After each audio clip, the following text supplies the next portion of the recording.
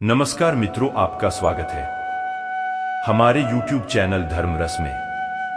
दोस्तों, कमेंट में राधे राधे जरूर लिखना।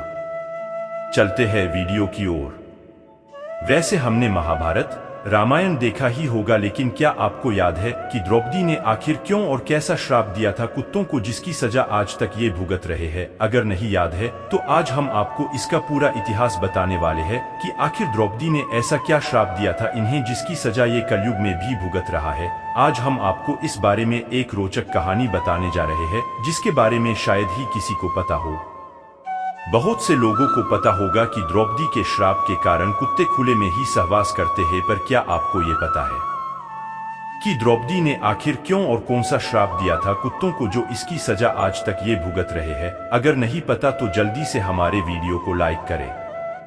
तो आज हम आपको इसका पूरा इतिहास बताने वाले हैं कि आखिर द्रौपदी ने ऐसा क्या श्राप दिया था इन्हें, जिसकी सजा कुत्ते कलयुग में भी भुगत रहे हैं। आज हम आपको इस बारे में रोचक कहानी बताने जा रहे हैं, जिसके बारे में शायद बहुत ज्यादा लोगों को पता हो। टीवी पर आपने महाभारत तो देखी ही होगी, अगर नहीं भी देखी तो हम आपको पूर्ण महाभारत बता दे कि आज की ये कहानी इसी महाभारत में से है। कहानी की शुरुआत द्रौपदी विवाह से होती है। अर्जुन द्रौपदी से विवाह कर उन्हें अपने घर लाए तो मां कुंती ने अनजाने में यह कह दिया था कि जो भी वो लाया है उसे सभी भाई बराबर में बांटकर उसका उपयोग करेंगे, और इसी वजह से पांचों भाइयों को द्रौपदी से विवाह करना पड़ा था। दरअसल हकीकत सत्य से कई ज्यादा है, और जो आज हम आपको बताएंगे वैसे आपको बता दे कि यह सब भगवान महादेव का रचा हुआ खेल था। आपको बता दे कि द्रौपदी ने भगवान शिव की पूजा करके उनसे वरदान मांगा था कि उन्हें बल, बुद्धि, कौशल, शौर्य और नैतिकता में परिपूर्ण वर प्राप्त हो।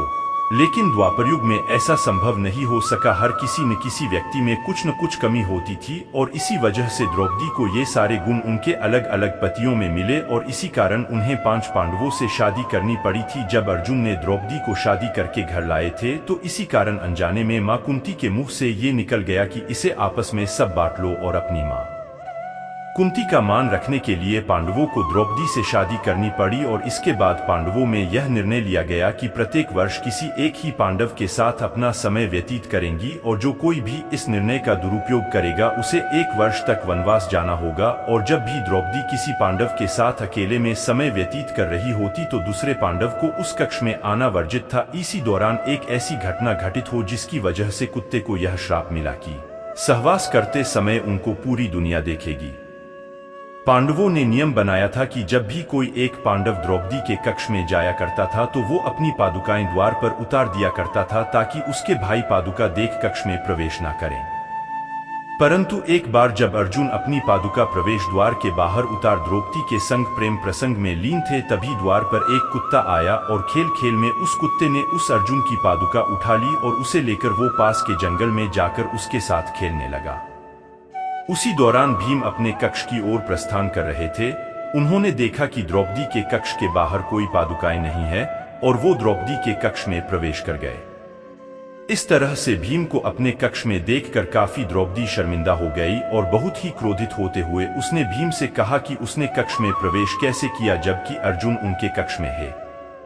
इस पर भीम ने बताया कि बाहर कोई पादुका द्वार पर नहीं रखी है। दोनों भाई कक्ष के बाहर, और उन्होंने पादुकाओं को खोजना शुरू कर दिया। ढूंढते ढूंढते वे पास के जंगल में पहुंच गए। उन्होंने देखा कि एक कुत्ता अर्जुन की पादुकाओं का साथ खेल रहा है।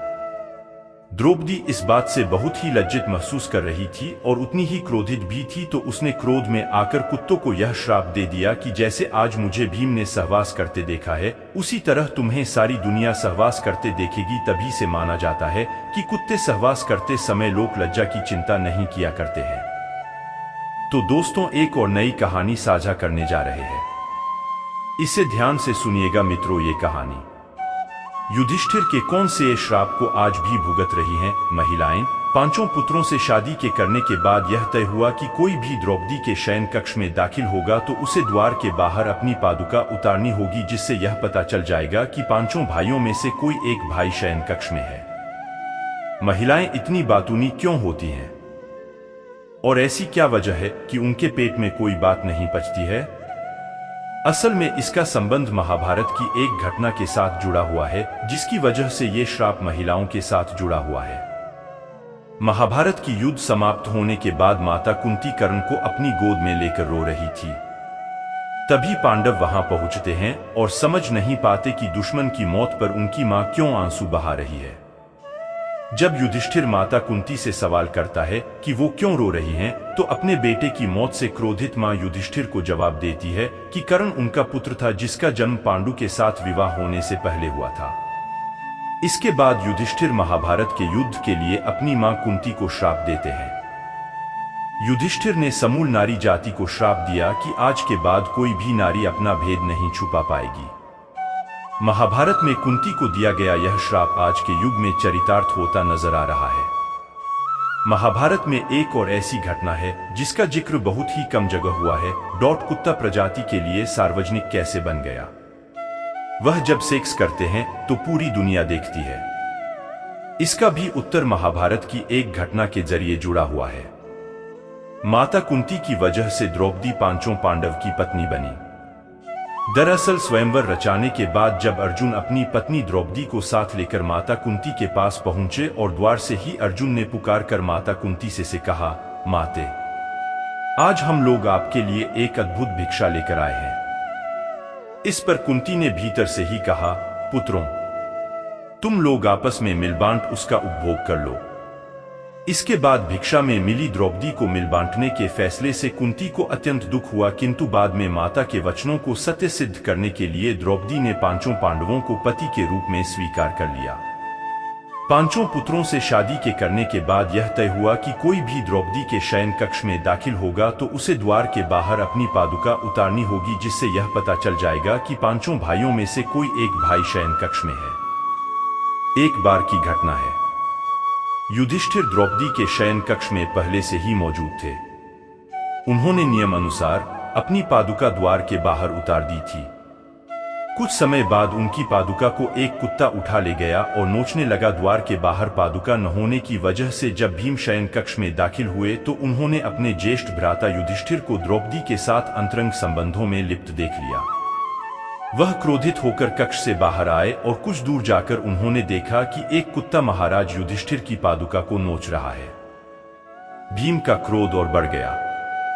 उन्होंने समूल कुत्ता प्रजाति को यह श्राप दिया कि यह देख, जिस तरह आज मैं खुद में शर्म महसूस कर रहा हूं, उसी तरह पूरी दुनिया भी तुम्हें शारीरिक संबंध करते हुए देखेगी। दोस्तों, अगर वीडियो अच्छी लगी हो तो लाइक और चैनल को सब्सक्राइब जरूर कर ले। वीडियो देखने के लिए धन्यवाद। बड़ों को महाभारत का ज्ञान दिया जाता है, लेकिन क्या आप ये जानते हैं कि यह पवित्र ग्रंथ बच्चों को भी बहुत अच्छी सीख देता है। जी हाँ, महाभारत में ऐसी कई कहानियां हैं जो बच्चों को जीवन से जुड़ी कई अच्छी सीख और संदेश देती हैं।